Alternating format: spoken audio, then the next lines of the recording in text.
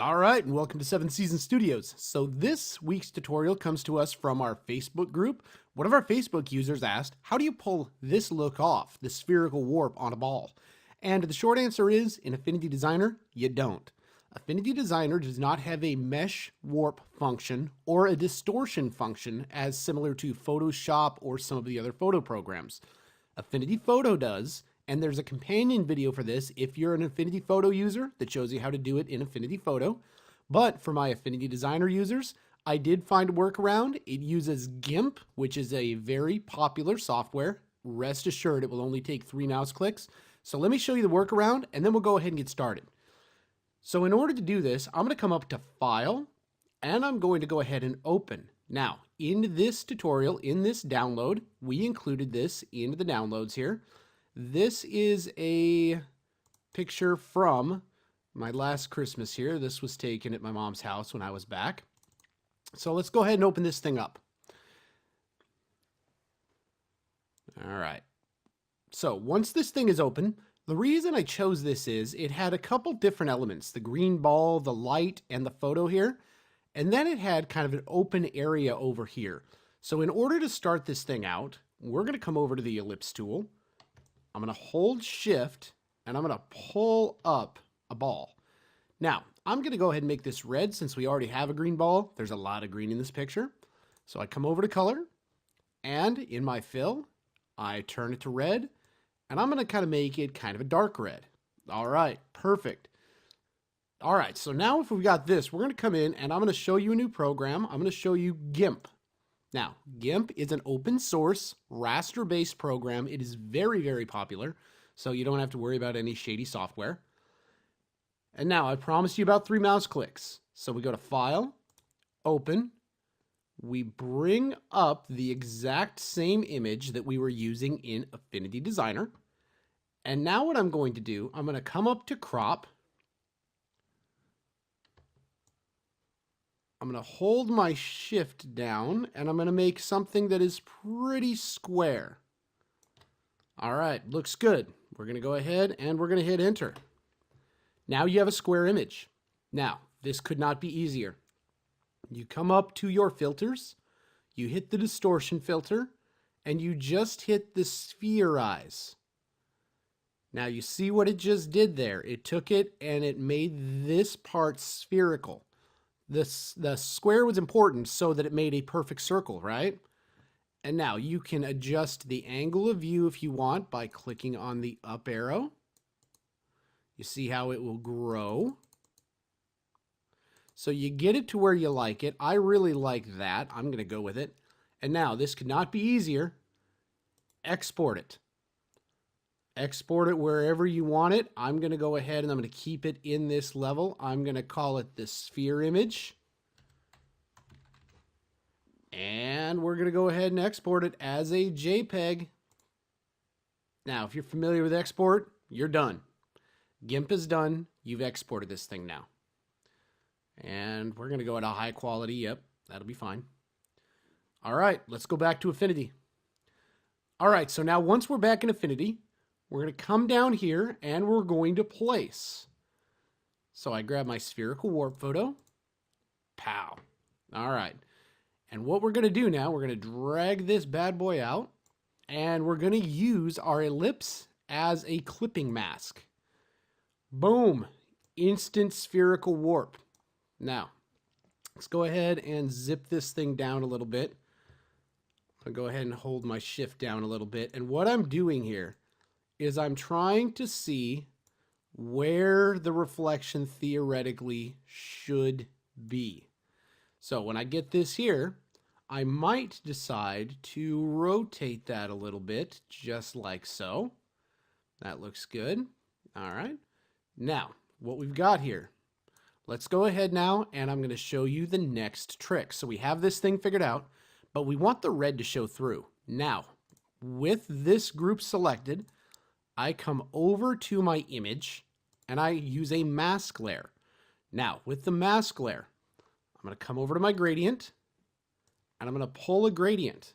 Now, you see how this fools the image into kind of getting that red tint? I want to reverse it because I want this to be very similar. And then I'm going to go through, remember, black conceals, white reveals. So I'm going to come down to the white, and I'm going to take out some of the pure white. I want it to be very similar, but I also want it to be shown that it is definitely different.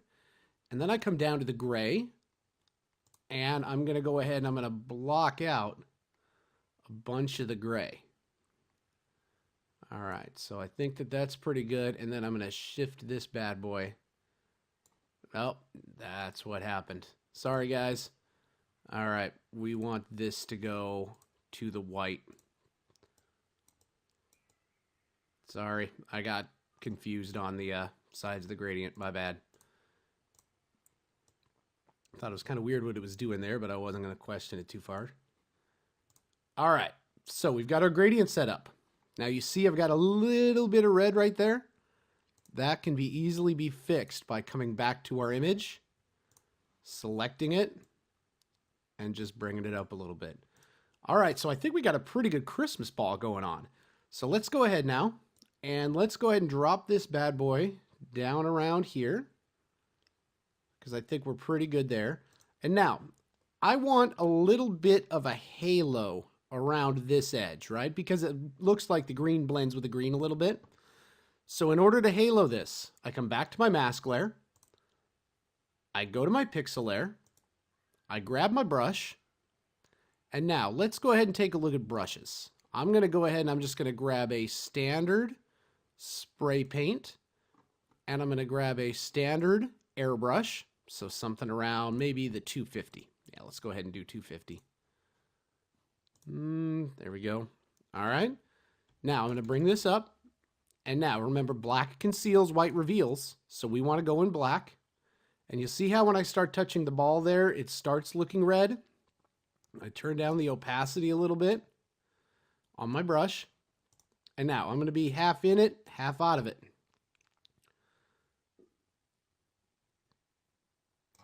You'll see how I just brushed that away.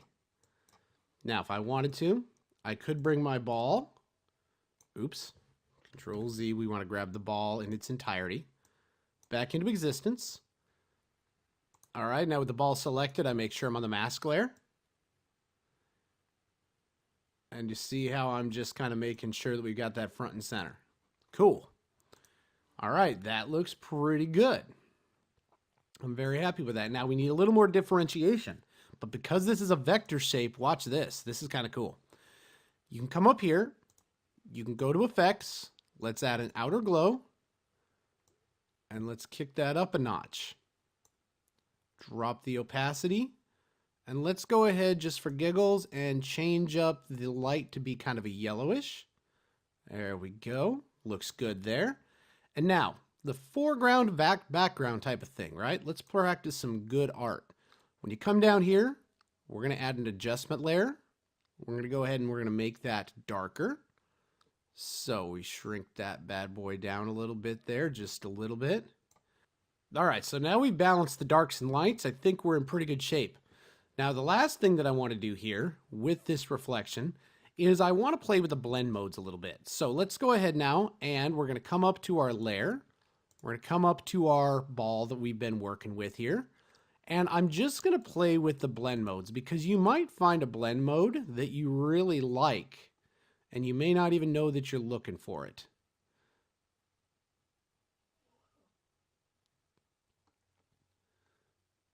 Now, I'm not saying you're going to, but if you did, you could certainly go ahead and do that. I think I'm going to keep it at normal. I think that that's really the best option for us here. And now, the last thing that I'm going to do, in the link below, there is a link to this Affinity Designer Flare Brush Set from 7th Season Studios. It's a 5-series flare brush set. It's available for a free download. I'm going to go ahead and add those. If you like them, use them. If not, you're done.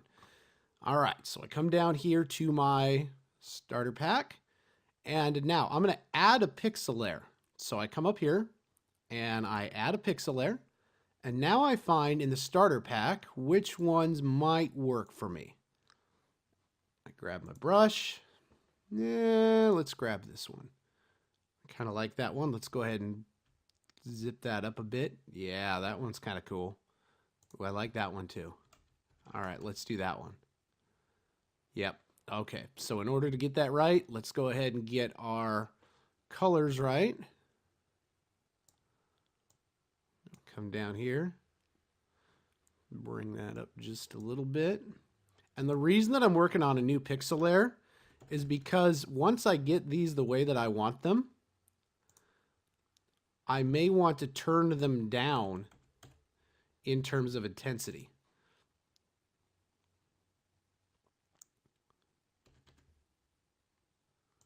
Okay, so I'm going to do those three, and then I'm going to take this down a little bit. That looks really good.